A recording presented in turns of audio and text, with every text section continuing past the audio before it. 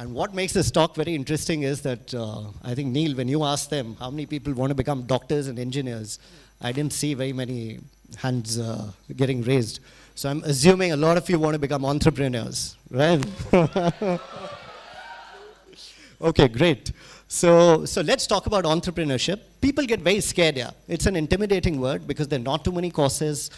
There's nothing much on entrepreneurship. But actually, it's very simple and it's just common sense. And most of it boils down to the culture and tradition which exists in India. For somebody like you or somebody like me, it's very easy because we've lived in this country here, so we know what it is. But for somebody coming in from abroad, trying to set up a business, it's one of the toughest things to do because of our rich and diverse culture. So it's great. In fact, I'm going to talk about one of my biggest learnings, and that was very early when I was in college. And I'm looking at a lot of you. It reminds me of my good old days when I was a young fellow. And life was great. I was in college. Life was just fun and frolic. I couldn't have chosen a better life. And like any other normal person, finally, my life was complete. You know why? Because I started seeing someone in college. Fantastic. I'm sure my parents would have been very proud because that's the sole purpose they sent me there. so it was great. But something happened, and that is something that I want to tell you, and I'm sure a lot of you will associate with it. The thing is that never put your interest. What I started doing was I started putting my interests and my hobbies and whatever else I wanted to do, I started compromising on those, yeah. So if I was a part of the college band, I started missing practices. The regular fitness gym routine started becoming very leisurely strolls. Okay, so that's something. So I realized that I gave a lot to the relationship. And finally, in fact, I'm going to sum up the relationship and I'll tell you what happened to me. Okay, this is primarily, this is a lovely quote by Galeb. Yeah. So let me just tell you. So it goes, and you'll understand what happened to me. Yeah. So मोहब्बत के नशे में आके उसे खुदा बना डाला. मोहब्बत के नशे में आके उसे खुदा बना डाला. होश तब आया जब उसने कहा खुदा एक का नहीं सबका होता है. Got it? Okay, so that's a big learning for me. So what was my learning? My learning was that in life, never take anything for granted. Yeah. Nothing. So till this date, I make sure that I live by that principle. So I may have many people working for me. I empower a lot of them. A lot of them do a lot of work. My CFO is there. The whole corporate jig bang is there. But I ensure that I'm always on top of things.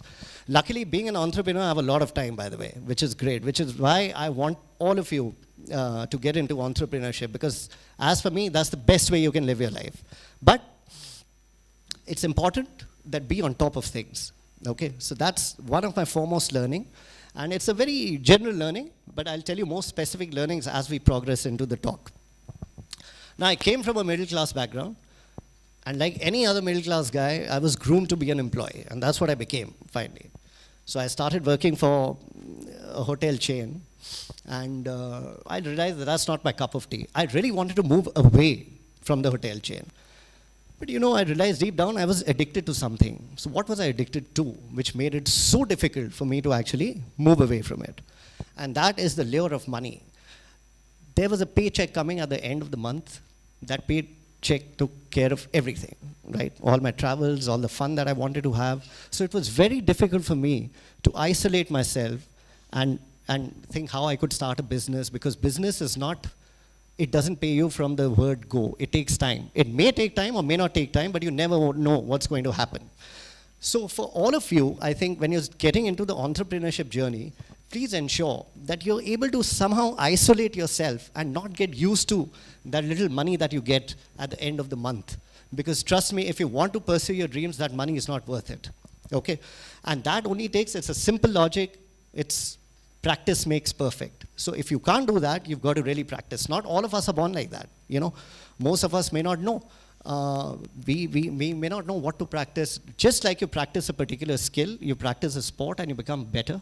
Mentally, you've got to do this. And in entrepreneurship, it's extremely important okay, to isolate yourself and not be very emotional. That's another thing that I want to tell you. Entrepreneurship also means that you need to have a lot of confidence, and that self-confidence should be real. It shouldn't be an act of bravado. Today, if I stand here and talk, it cannot be an act of bravado because then I'll be fooling you, right? So you need confidence, and that confidence comes from, again, practice. Not all of us are born confident, but you need to get into the thick of things, work towards it, and become confident. And why you need confidence is because there will be people working for you, right? And you'll be a startup. I'm assuming you'll be a startup. So when you're a startup, you don't have so much money. So you want to attract good talent. The good talent will come based on your personality, okay? Which is why it's very important. Tomorrow, when you go and set up businesses, you'll be imparting your personality to the business, and that's what makes it successful. That's what makes it different. You know, just by doing something very different doesn't make the business different. It's your personality that you lend to the business makes it different. So look, I've been in many businesses. Nightclub business, very different. Restaurant business, bar business, primarily hospitality, and then Kevinters, of course. And there are many learnings that I learned, okay? There are some specific learnings that I want to tell you because why reinvent the wheel? If there's something that I learned, I want to tell you about it. So, a lot of you would have read in your management books that you've got to do something which is completely out of the box. You know, I'm sure it's a very, you read a lot of Philip Kotler books or any management book and something be written that do something out of the box and it should be completely different. Now, where I'm concerned, I do not agree with the thought here. In fact, I did a restaurant long back in the year 2000 and we introduced molecular gastronomy over there. Now, nobody understood molecular gastronomy. It was a failure. Nothing happened. Eventually, we had to run it as a bar to even recover the money that we had to put in. So the thing is that when you do business and when you look at the product, always look at product familiarity. Think about this. The product should be familiar. There should be no geographical barriers for the product. So, for example, let's take something like a milkshake. Now, milkshake is known across as a milkshake, right?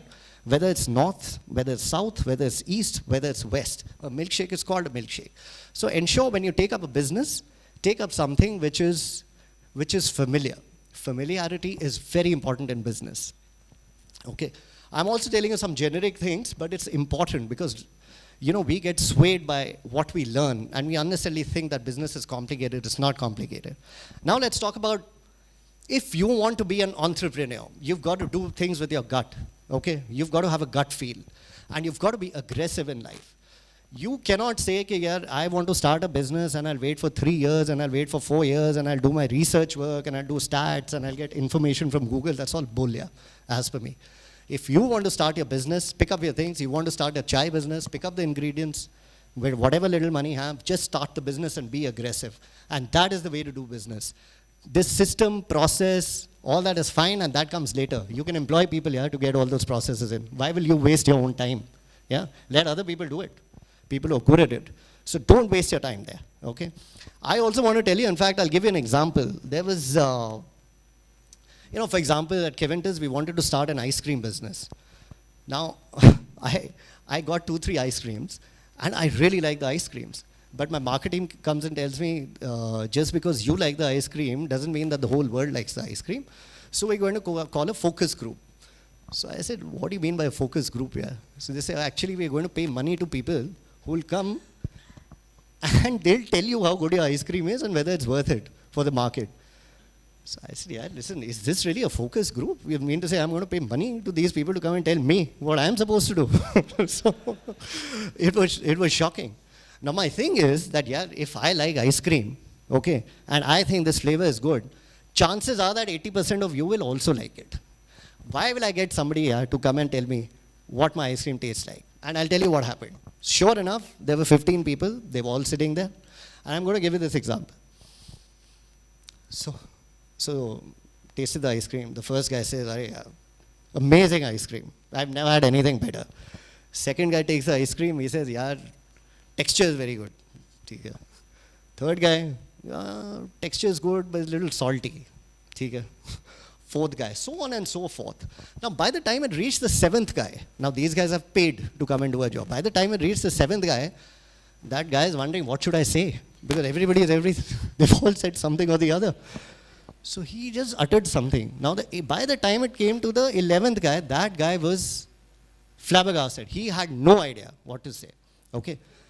And it was very irritating for a person like me because I'd wasted time, I'd wasted money. And at the end of the day, today, I introduced the same ice cream and it's doing rather well. So my point is, it was a complete waste of time for me to do something like this. And what I'm trying to tell you, you don't need all of this right now. Right now, you just need to go and do the business. And that's very important. Okay? Now, another very important thing is here, once you've got a business running, you must understand that people get bored. Okay?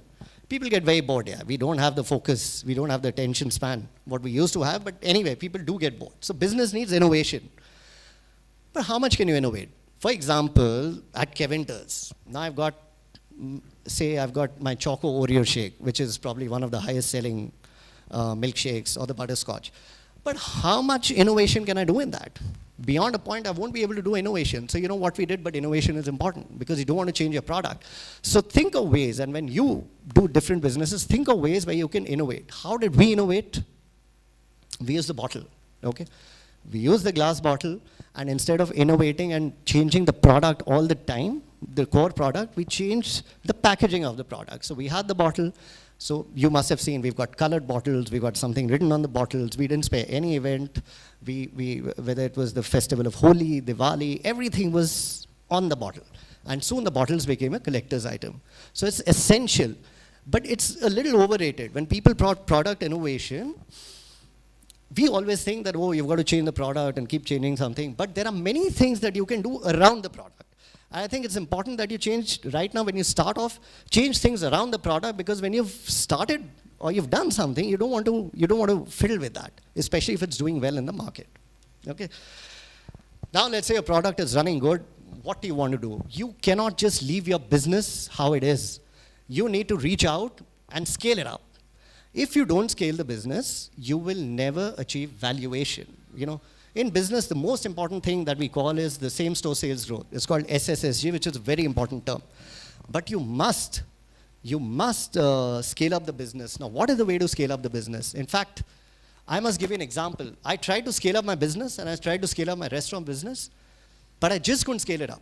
Because when I took it to another city, I realized that the city was completely different. Okay, the culture was different.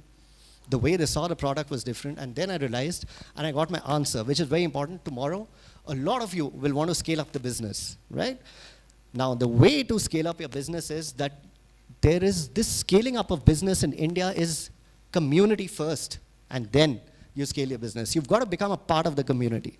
And I want to give you an example. Now, if you look at the forces, you look at the armed forces.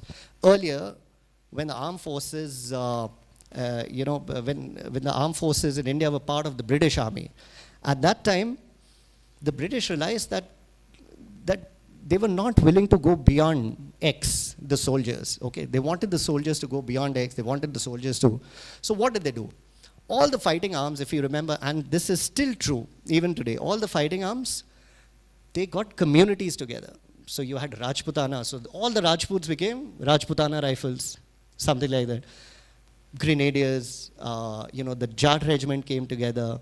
The Assam Rifles is another example. Like this, if you think, you can think of many examples.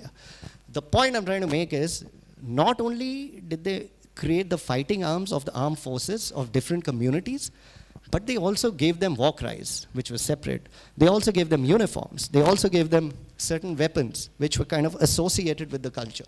Now all of a sudden things changed. People were willing to do whatever they could for their community first, and automatically India followed through. So the point I'm trying to make is, when you do your business, reach out to the communities. And it doesn't have to be so complicated like what I'm talking. In Kevinter's, what did we do? We looked at merely the bottles when they reached out. For example, when we went to Dubai, for example, just to give an example. Now Dubai, they take pride in the Burj Khalifas and the tall buildings, so that's what we conveyed. When we went to Kenya, for example, Kenya loves the animals, yeah, the big 5 animals, they were there on the bottle, okay? So it's a very simple way, but you can actually get into community. And that is very, very important. So when you're scaling up your business, please ensure community has to come first. Whichever business you may have, I guarantee you, when you think like this, you'll be able to pinpoint what you can do. for the community. Okay, look, we've spoken about all this, but what about people who are working for you, right? What do we do with them? Now that's the difference between the West and us as Indians. What do the West do? They treat people like assets, right? And you hear any company which is an MNC, right? First thing they do when something happens, fire everybody. We are not like that, yeah? We value people, right? And you've got to understand, you don't have to learn this from the West. You form your own opinion.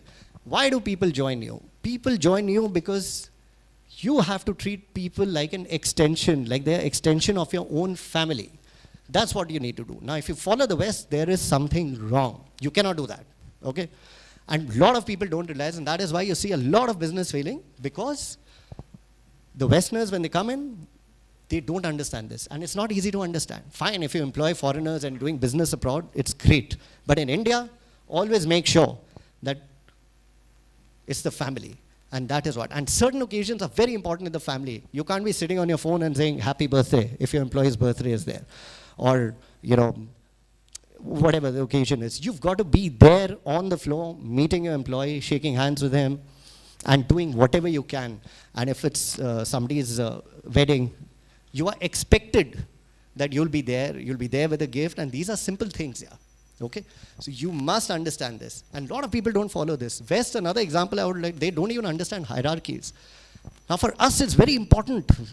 Hierarchy is one of the most important things in businesses that you must understand. Tomorrow, when all of you go and set up companies, you must understand hierarchies. What is hierarchy? Anybody who gets promoted has certain expectations in our country. Okay? What is the expectation? If I get promoted, I'll get a better shirt, or I'll get a shirt which is better than what the rest of my employees are wearing. I'll get an office, maybe I'll have an assistant, maybe I'll have a secretary, depending on what position you reach. Okay? But hierarchy is extremely important. A lot of us do not understand. For example, a lot of companies, you'll see the same guy is cooking and the same guy is cleaning and blah, blah, blah. It doesn't work in India. And it will, and this will continue for the next 50, 60, maybe 80 years. It is not going anywhere. So why fight it? Just be there. I'll give you a wonderful example, in fact, about hierarchy. So one of these days I decided to pick up a nice car. So I bought a BMW. Okay. Now, so my driver was there and we're talking about hierarchy, just to give an example. So all of a sudden the driver says, "Saab, yaar, kuch kehna hai?" So I said, "Yaar, batao, what is it?" So the guy says, "Okay, now you've bought a BMW. So there are certain things that we need to do." So I asked him, "What?" So pehli cheez. So first of all, my pay has to increase. I said, "The reason?" "What is the reason?" He said, "Now I'm not driving an ordinary car, I'm driving a BMW. So obviously you've got to pay me a lot more." I said, "That's great." Done, yeah. Hierarchy. I'm just giving an example.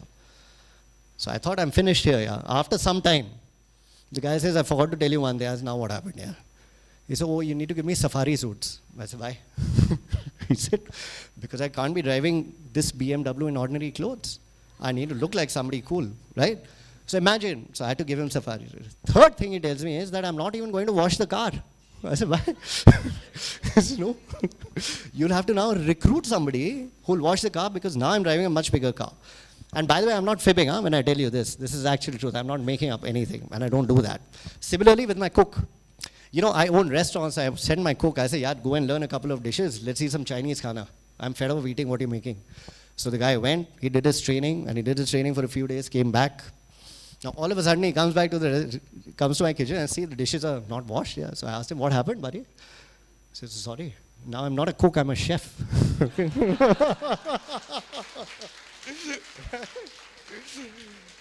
So hierarchy, yeah, that's what I'm trying to tell you. So you can't move away from this, yeah. And this a Westerner will not understand. Anybody who's coming from abroad, MNCs, blah, blah, blah, they cannot understand this. But you can understand because you've experienced it firsthand. So why will you fight it, yeah? Just be there. I think one last thing I want to tell you is that, you know, you want to become entrepreneurs, you've got to have the gut feel and you've got to have the ability to become an entrepreneur. But I see a lot of people, they're always cribbing. They're always saying, "Arey, yaar, that that guy, his father put in a lot of money, he became an entrepreneur very easily. That guy is born with a golden spoon in his mouth. Stuff like that. If you have that attitude, you cannot become an entrepreneur. Do not become an entrepreneur. Like your story. In fact, you were talking about, I think you were also an entrepreneur of sorts. Yeah. Yeah. So the thing is that you had you didn't rely on people. Yeah. I mean, in your profession, there would be so many people. And a lot of us do that. Yeah. You cannot, because you're doomed losers if you do that. And you don't want to be a loser. In fact, so it's extremely important that you ignore such people in life, okay? And don't think about them. You've got to make your own life. Again, I love Ghalib, yeah, so I'll quote just for the losers, yeah. It goes like, हाथों की लकीरों पे मत जा गालिब, नसीब उनकी भी होती है जिनके हाथ नहीं होते. Got it? So, this is what I wanted to tell you guys, okay? It's very easy. Go ahead. Entrepreneurship has changed my life, yeah, partner. Today, I have all the time to do whatever I want. I've got a great team running my business. If I want to play golf the whole day, not 18 holes, I want to play 36 holes, there's nobody to stop me. I can go and play. Well, maybe my wife can stop me, but that's one odd, right? But that's just my wife. Nobody else, right? So look at what it's given me. I have all the time. Tomorrow I want to go to London, there's nobody stopping me. I can just go. Because my business is running and it's running automatic. Yes, I worked on it. The day I want to work 24 hours, nobody can stop me, right? There's no government rules, nothing. I can do what I want. And tomorrow, I can pursue my hobbies. I want to do drone flying, I can do that. I want to do backflips like you, I can go somewhere, learn, right? I want to, maybe acting, I don't know. I can try. But the thing is that it gives me freedom to do things. At your age, India is encouraging entrepreneurs. Why will you not follow your dreams? Yeah. Would you rather work for somebody else and make his dreams come true? It doesn't make sense. You should always follow your dreams. And believe me, it's the best thing that can happen to you. Entrepreneurship is something where your life, where your work becomes a part of your life. Otherwise, every time you hear people, they say, oh yeah, I have no life. I'm just working. That's all. So I would encourage all of you to go ahead, become entrepreneurs. And this is a great stage for all of us. So let's go ahead and build a life. Let's not live a life. All right? Thank you very much.